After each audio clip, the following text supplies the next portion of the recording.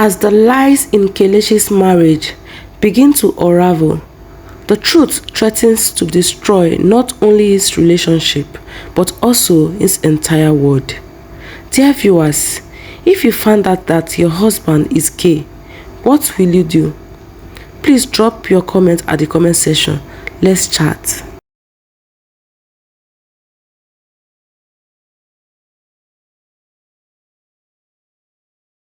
When Kelechi was growing up in the bustling city of Lagos, he always knew there was something different about him. But in a world where expectations were rigid and traditional, he had no choice but to suppress his true feelings. His family was religious, and the pressure to fit into the societal mold weighed heavily on him. Kelechi excelled in his academic, a source of pride for his parents. He was a quiet child, always respectful and kind, making him a favorite among his relatives. But as he grew older, he became increasingly aware of his attraction to men. This realization frightened him. Society was not kind to those who didn't follow the traditional path, and Kelechi knew the risk of being discovered. As a young man, he saw how people who were suspected of being gay were ostracized, ridiculed, and sometimes attacked. He knew his life would crumble if anyone found out in secret. By the time he entered university, Kelechi had learned the art of masking his true self. He surrounded himself with friends, joined groups, and even dated a few women to keep up appearances. But none of it ever felt right. Deep inside, he longed for something else, something real. His roommate in university, Bayo, was the first man he ever felt a true connection with. They spent hours together, talking, laughing, and sharing their dreams. The connection was undeniable, and Kelechi felt himself falling for Bayo. But he kept his feelings hidden. One night, after too many drinks, Kelechi confessed his feelings to Bayo. There was a moment of silence, and then Bayo admitted he felt the same. They kissed, and for the first time in his life, Kelechi felt free. But the euphoria was short-lived. The next morning, Bayo panicked. He told Kelechi they could never be together. The world wouldn't understand, and their families would never accept it. Heartbroken, Kelechi agreed. They went back to pretending nothing had ever happened. But the pain lingered. After graduating, Kelechi decided it was time to settle down, not because he wanted to, but because it was expected of him. His mother constantly reminded him of his age, telling him it was time to find a wife and start a family. Kelechi felt trapped. He wasn't ready to come out, not in a country where homosexuality was criminalized and met with such disdain. The safest option was to marry a woman and hide behind the veil of marriage, just like many other men he knew. One day, Kelechi met Amaka at a mutual friend's wedding. She was beautiful, smart, and came from a good family. She was the perfect match in the eyes of his parents, and soon enough, they started dating. But while Amaka was falling in love, Kelechi felt nothing. Amaka adored Kelechi. He was everything she had ever wanted in a man. Handsome, successful, and kind. She often told her friends how lucky she was to have found such a caring partner. Little did she know, Kelechi's mind was elsewhere. Despite his lack of feelings for Amaka, Kelechi played the role of the perfect boyfriend. He showered her with gifts, took her on a date, and listened to her dreams. But behind the smiles, he was emotionally detached, constantly yearning for a love he couldn't express. The pressure to propose grew, especially from his parents. They loved Amaka and saw her as the perfect addition to their family. Kelechi, feeling the weight of expectation, finally proposed to her one evening over a romantic dinner. Amaka said yes, with tears in her eyes, overjoyed at the thought of spending her life with Kelechi. He had no idea that behind his smile was a man who was terrified of the life he was about to enter. The wedding preparation began, and it was a grand affair. Both families spent money, eager to celebrate the union. Kelechi's mind, however, was far from the festivities. He felt as if he was walking towards a life that wasn't his own. The night before the wedding, Kelechi sat alone in his room, overwhelmed with anxiety.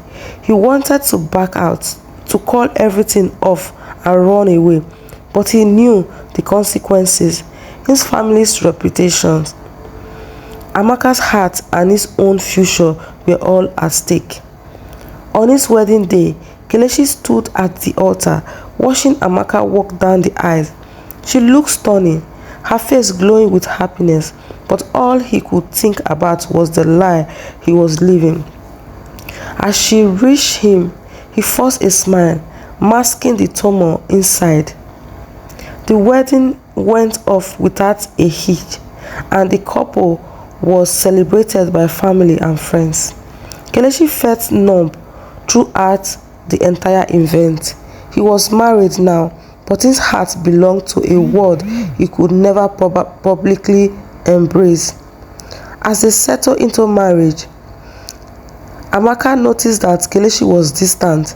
He was attentive, but there was always a barrier between them, something she couldn't quite put her finger on. She tried to be patient, hoping things would improve. Kelechi, on the other hand, was struggling. He had done what was expected of him, but the emptiness remained. He felt trapped in a life he didn't want, a prisoner of his own decisions. The more time passed, the more he felt the walls closing in. Amaka suggested they try for a baby, hoping it would bring them closer. Kelechi, fearing the intimacy required, kept putting it off. He always found an excuse: work, stress, timing, but he knew he couldn't avoid it forever. Kelechi's frustration began to seep into their relationship. He grew irritable, snapping at Amaka over small things. She was hurt by his behavior, but didn't understand the depth of his internal struggle. One night, after a particularly heated argument, Kelechi stormed out of the house. He drove aimlessly, his mind racing. He wanted to escape, to find a place where he could be himself without judgment, but there was nowhere to go. During his drive, Kelechi found himself thinking of Bayo. They hadn't spoken since university, but the memory of their brief romance haunted him. He wondered what might have been if they had had the courage to pursue their relationship. Kelechi knew he couldn't continue living like this, but the fear of being discovered was too great. He thought about the repercussions: his family disowning him, society turning its back on him, losing everything he had worked for.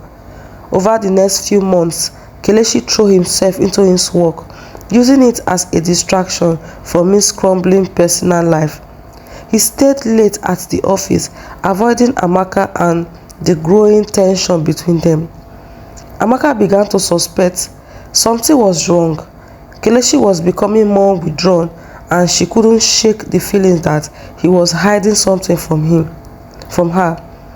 She started confiding in her friends, seeking advice on how to fix her marriage. One evening, after Kelechi had come home late again, Amaka confronted him. She asked him if there was something else, or if there was someone else, if he was having an affair. Kelechi, caught off guard, denied it, but the lie tasted bitter on his tongue. Amaka wasn't convinced. The distance between them was growing wider by the day, and she couldn't shake the feelings that Kelechi was keeping something important from her. She decided to start looking into his life more closely. In her quest for answer, Amaka began checking his phone and emails. She found nothing incriminating, but her suspicion only grew. The man she married was slipping away from her, and she was determined to find out why. Meanwhile, Kelechi felt the strain of living a double life. He had reconnected with a man he met through work, an expert named Marcus, who was in a similar situation. They began seeing each other in secret, their relationship providing Kelechi with a sense of relief. But the secrecy was exhausting. Every time Kelechi met Marcus, he felt like he was living on borrowed time, constantly looking over his shoulder, afraid of being caught. The guilt of deceiving Amaka also weighed heavily on him. One night, after returning home late from seeing Marcus, Kelechi found Amaka waiting for him in the living room. She had tears in her eyes, her face full of pain. She asked him once again if he was cheating on her. This time, Kelechi couldn't lie. He sat down and told her everything. Not about Marcus specifically, but about the fact that he wasn't attracted to women. He told her that he had married her because he felt it was expected, not because he was in love with her. Amaka was devastated. The man she had given her heart to had been living a lie all along. She felt betrayed, hurt, and confused. She had no idea how to process the revelation that her husband was gay. The following day were tense and filled with silence. Amaka moved into the guest's bedroom, unable to face Kelechi. She spent hours crying, wondering what had gone wrong and why she hadn't seen the signs. Kelechi, on the other hand, felt a strange sense of relief. The truth was out, and while it had scattered his marriage, it had also freed him from the weight of hiding. For the first time in his life, he didn't have to pretend anymore, at least not entirely, but the relief was quickly overshadowed by guilt. Guilt for the pain he had caused Amaka, guilt for betraying her trust. Amaka, devastated as she was, found herself caught between anger and sympathy. She had loved Kelechi deeply, and now she realized that his coldness and distance had nothing to do with her. Still, the betrayal stung. She didn't know whether to hate him for lying or pity him for feeling trapped. Kelechi tried to explain to her why he had done it. He spoke of the pressures of society, the fear of being rejected by his family and friends, and how he thought marrying her would fix everything. But even as he spoke, he knew there was no excuse good enough to make up for what he had done. Amaka listened, but she couldn't respond. Her heart was broken, and nothing Kelechi said could change that. She needed space to think, to figure out what she wanted to do next. So, she told him she was leaving to stay with her sister for a while. Kelechi understood. He didn't try to stop her as she packed her bags and walked out of the door. As the silence in the room grew, he realized just how much he had lost. He had hurt the one person who had loved him unconditionally. Alone in the house, Kelechi reflected on his life. He thought about the choice he had made, the lies he had told, and the consequences of those lies. He wondered if he had made a mistake by marrying Amaka, or if he had made the only choice he could in a world that didn't accept him. Amaka, meanwhile, was struggling to come to terms with the truth. She confided in her sister, telling her everything that had happened. Her sister, shocked and angry on her behalf, encouraged her to leave Kelechi for good. But Amaka wasn't sure. She still loved Kelechi despite everything. She knew he hadn't married her out of malice, but out of fear. And while that didn't excuse his action. It made her question whether she could forgive him and move on. Days turned into weeks, and Amaka still hadn't made a decision. Kelechi, on his part, respected her need for space. He didn't call or try to pressure her into coming back. He knew that whatever happened next was out of his control. During this time, Kelechi also thought about Marcus, their relationship, and giving him a glimpse of what life could be like if he were free to be himself. But it was also a reminder of the double life he had been living and how much he had hurt Amaka by doing so. Eventually, Kelechi decided to meet with Marcus and explain the situation. He needed to clear his conscience and be honest about what has happened. When they met, Marcus was understanding but firm. Kelechi had to decide what kind of life he wanted to live. Marcus, while sympathetic, told Kelechi that living a life of lies wasn't sustainable. He had seen it happen to many people, and the toll it took was too great. He encouraged Kelechi to be brave, to be honest with himself and the world. Kelechi knew Marcus was right, but the thought of coming out to his family still terrified him. He imagined the disappointment on his mother's face, the rejection from his father, and the grief that would spread through the community. Despite his fear, Kelechi couldn't ignore the truth any longer. He had to stop running, stop pretending, and start living authentically. It was the only way he could find peace, even if it meant losing everything he had built. One afternoon, after weeks of silence, Kelechi called his mother. His heart raced as the phone rang, and when she picked up, he hesitated for a moment before telling her he needed to talk to the family. That weekend, Kelechi went to his parents' home, where his entire family had gathered. As he sat down, the room fell silent. He could feel their eyes on him, waiting for him to speak. Taking a deep breath, he told them everything. The room erupted into chaos. His mother began to cry. His father sat in stern silence, and his siblings exchanged shocked glances. Kelechi felt exposed, vulnerable, and terrified, but he stood firm. This was his truth, and it was time they knew. His father was the first to speak. He asked Kelechi if he was sure if this was really who he was. Kelechi nodded, his voice shaking but resolute. This wasn't something that could be changed or hidden anymore. His mother, still crying, asked him why he had kept this from them for so long. Kelechi afraid of their reaction, afraid of being disowned, afraid of disappointing them. He has spent his whole life trying to live up to their expectations, but now he needed to live for himself. The room was tense as Kelechi's parents proceeded the information.